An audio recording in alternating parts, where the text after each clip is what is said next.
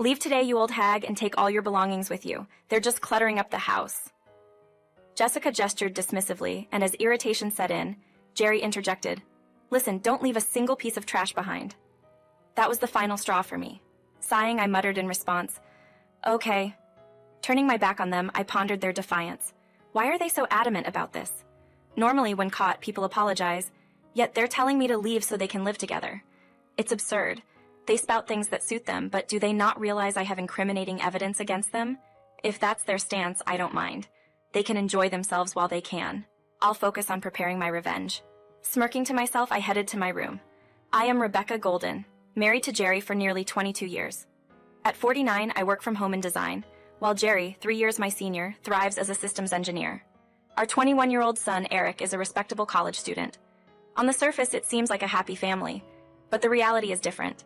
Lately, suspicions about Jerry's behavior have grown. He sneaks out on weekends, comes home late on weekdays, and avoids answering calls in front of me. It's clear that he's cheating. If that's the case, divorce seems inevitable. I find myself thinking about this more and more. Looking back, Jerry's attitude changed a few years ago when Eric was in middle school and our expenses started to pile up. Despite this, Jerry's salary gradually decreased. When I asked why, Jerry said the economy was bad and the company was struggling. There wasn't much I could do. I cut back on our living expenses, but that wasn't enough. So I thought about getting a job and discussed it with Jerry. I'm thinking of getting a part-time job. We're short on cash and Eric's tutoring fees too. I confided to Jerry about our financial struggles. Suddenly, he got angry, saying, It's because you're wasting money. I was taken aback by Jerry's behavior.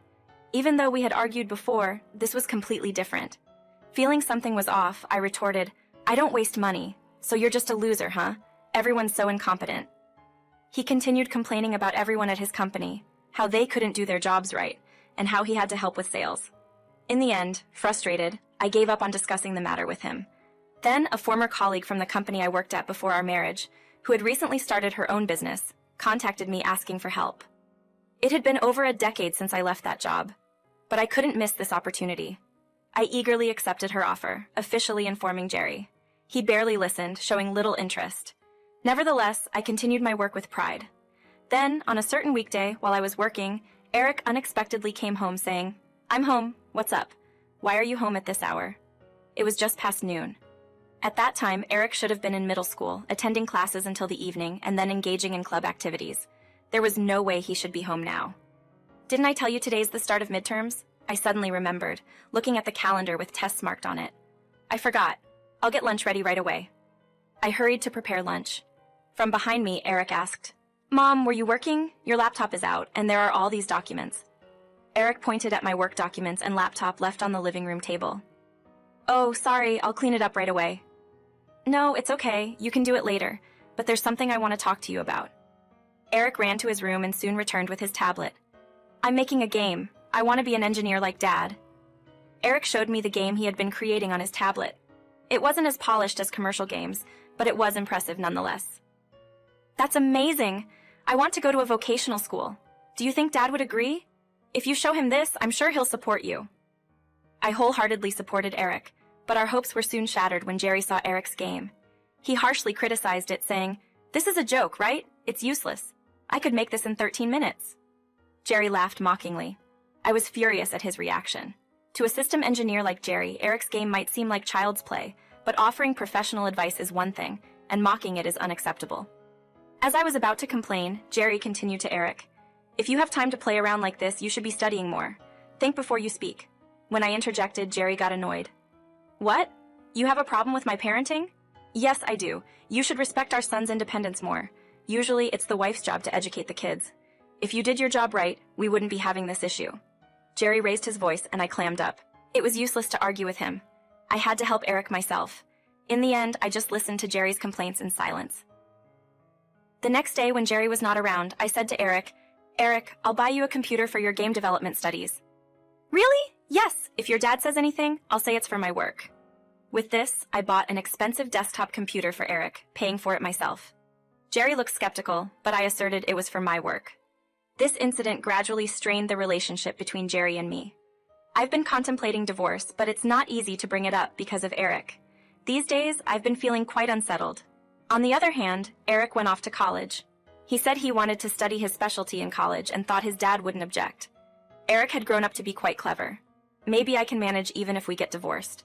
As I was thinking this, Eric came home from college one day, and his face was noticeably pale. "Mom, listen, what's up?" I stopped my work and looked up. I harbored anxiety about potential events when Eric finally hesitated to speak. Observing my father's unfaithful behavior, I sought clarification from Eric, and he reluctantly began narrating the incident. According to Eric, he had initially headed to a college lecture, but discovered it was canceled, leading to an impromptu downtown hangout. There, he witnessed Jerry walking intimately with another woman. Although Eric pretended ignorance in front of friends, the situation weighed on him, prompting his early departure. Expressing regret for not confronting Jerry on the spot due to the presence of friends, Eric explained the difficulty he faced. Setting aside Eric's predicament, I had already sensed Jerry's infidelity, given his odd behavior, leaving early on weekends, returning late on weekdays, and engaging in secretive phone conversations at home. Having initiated an investigation into Jerry's actions, I had received positive results before Eric's revelation. When Eric learned about the investigation, he expressed surprise and questioned my calm response. Sharing the affirmative results, I considered the possibility of divorce.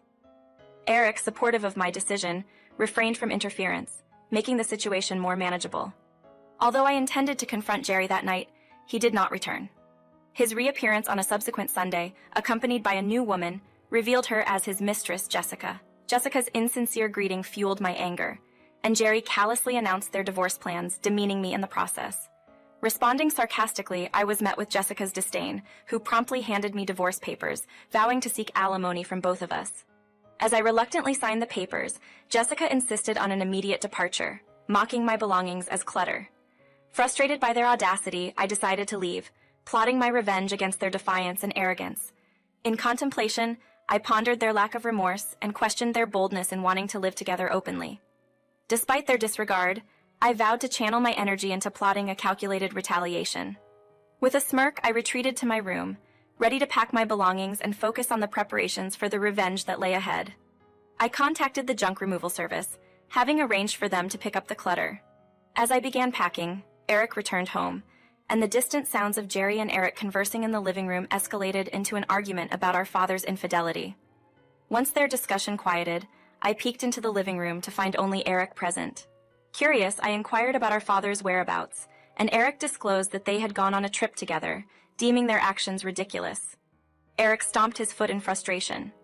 With Jerry absent, I felt a sense of relief, realizing that now was the opportune moment for my revenge. I smiled at Eric and proposed, "Eric, I'm divorcing and moving out. Will you come with me?" He agreed, and we began preparing for the move. The junk removal team arrived, and I guided them inside, instructing them to dispose of everything in 2 specific rooms, including furniture and appliances. Everything, even the new items. I assured them that I would purchase replacements after the move. I specifically asked them not to touch the living room items, which were shared property with Jerry, to avoid potential conflicts. Later that evening, I left the house, entrusting my belongings to a moving company. Since I hadn't decided on a new residence, I asked the company to store my items temporarily. Eric and I relocated to a nearby hotel, planning to stay there temporarily. A few days later, during breakfast, Jerry called, questioning the disposal of furniture and appliances. I retorted that it was his idea, reminding him not to complain now. Jerry, hesitant, mumbled something indistinct, admitting he was looking for something specific. Smirking to myself, I prodded him further, feigning innocence about the disposed items. He eventually confessed to searching for a computer, and I hinted that I intended to dispose of the one I had bought for Eric. Caught in my trap, Jerry asked which disposal company I used, revealing his desperation. Feigning innocence, I questioned the presence of the fridge, washing machine, and TV, implying they were still untouched. However, Jerry clarified that he was seeking the computer. I suggested selling it on a marketplace app, but when he pleaded for its return, I proposed selling it to him. His voice brightened, and I suggested a price, starting low but escalating when he protested. Despite his irritation, I stood firm in my proposition, questioning his interest in a used computer and leaving him speechless. In any case, when I questioned Jerry, he began to panic. "Well, you could just buy a new computer," I suggested. Eventually, he agreed to pay $19,000 for it, and we sealed the deal. Although Jerry insisted on an immediate handover, I had left the computer with the movers. I informed him that he would have to wait until I settled into my new place. Despite his complaints, Jerry reluctantly agreed. After a few days, with Eric's assistance, I found a new place and moved in. Right after settling in, Jerry transferred the payment for the computer. Handing the money to Eric, I instructed him, "Eric, use this money to start living on your own." Seeing it as a perfect opportunity, Eric began living alone in an apartment near his college. I eventually sent the computer to Jerry's house, but not before removing the external disk. Instead, I sent that disk to Jerry's company, along with a letter to his boss.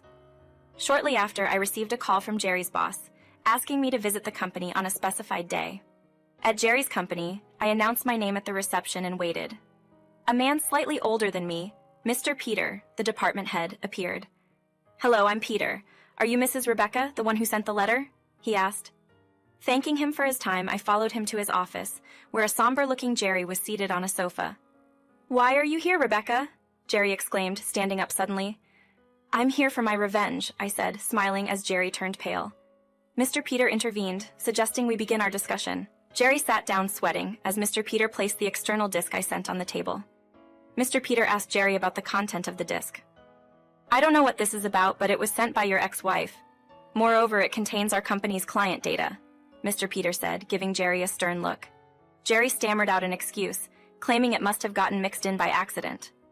Mr. Peter pointed out that our company strictly prohibits taking client data off-site. I inwardly laughed, remembering that Jerry had been acting strangely before our divorce. One day I caught him sitting in front of Eric's computer in the living room, claiming to use it when he had his own. Curious, I discovered unfamiliar data files on an external disk, realizing that Jerry had been taking company data home and using someone else's computer as a hiding place. "Hello," I pondered. Shortly thereafter, we got divorced and I took the computer with me. Did Jerry not expect me to dispose of it? Perhaps he assumed I'd leave it behind since Eric was using it. Regardless, Jerry must be regretting it now. As I looked at him, he seemed on the verge of tears. "What's going on? Speak clearly," I demanded. Reluctantly, Jerry admitted his guilt. Afterward, Mr. Peter scolded him severely. Mr. Peter then explained that taking company data is a theft crime or a violation of the Unfair Competition Prevention Act. "What? No way," Jerry protested. "I'm going to press charges," Mr. Peter declared. As soon as Mr. Peter uttered this, Jerry burst into tears, apologizing profusely. "I'm so sorry. Please forgive me." "No way. You'll face both criminal and civil responsibilities," Mr. Peter asserted. Despite Jerry's breakdown, I couldn't help but laugh inside. It served him right to engage in questionable activities. Thinking about revenge for the infidelity, there was a sudden knock on the door. A woman's voice asked, "Did you call Mr. Peter?" Mr. Peter acknowledged her and the door opened. The woman, Jessica, entered. As she saw me, she exclaimed, "Ha! Why are you here?" It was a complicated situation, and I told her to shut up, asserting that it was no place for her. Covering her mouth, Jessica realized her mistake. Mr. Peter gestured for her to sit down. She took a seat where Jerry had been, and Mr. Peter questioned her about starting her own business. Feeling pressured, Jessica confirmed her plans. The conversation took a critical turn as Mr. Peter asked about managing customer data. Sweating profusely, Jessica stumbled over her words. At that moment, I understood their collaboration. Jerry and Jessica had planned to extract customer data from their respective companies. Jessica intended to start her own business first, utilizing the data, and then Jerry would join her to run the business together. Realizing their scheme, I found it uninteresting. An attempt to succeed using others' efforts. How pathetic. As the conversation continued, Mr. Peter pressed Jessica about a data leak. She denied involvement, blaming Jerry. He, in turn, stood up and complained to Jessica, shifting the blame to me. Disgusted by their petty excuses, I took out a document from my bag, placed it on the table, and addressed both of them bickering. "This is the result of your affair investigation. By the way, your girlfriend here has another boyfriend," I said. Jerry hastily grabbed the document, which included a photo of Jessica holding hands with another man. "Jessica, what's going on is none of your concern. Just be quiet. You deceived me." Jerry's voice escalated, and I couldn't help but remark on the unpleasant altercation. "Younger men like him are evidently better than older guys like you." Suddenly, Jerry fell silent, perhaps recalling his earlier words to me. "Anyway, both of you will have to take responsibility," Mr. Peter interjected. "Wait a minute, this is a crime. Save your excuses for the police station." With Mr. Peter's stern words, Jessica was left speechless. Subsequently, the company pressed charges against both Jerry and Jessica. They were swiftly arrested for theft and other charges. Additionally, the company filed a civil lawsuit for damages against them. Naturally, Jessica's plan to start her own business was shattered. Her boyfriend apparently left her as well. now facing charges of theft and violations of the Unfair Competition Prevention Act. They are busy making excuses in court. However, it's doubtful that their excuses will hold up. The trial's outcome will be interesting to watch. And even if they end up with a fine, it's unlikely they'll be able to pay it. I'm relieved I received my alimony before all this happened. Meanwhile, I'm enjoying the solitude. My design work is progressing well, and my income is stable. It seems Eric has a girlfriend now, and I'm looking forward to many exciting things. Maybe I'll have grandchildren causing a ruckus soon, but for now, I'm savoring the quiet life.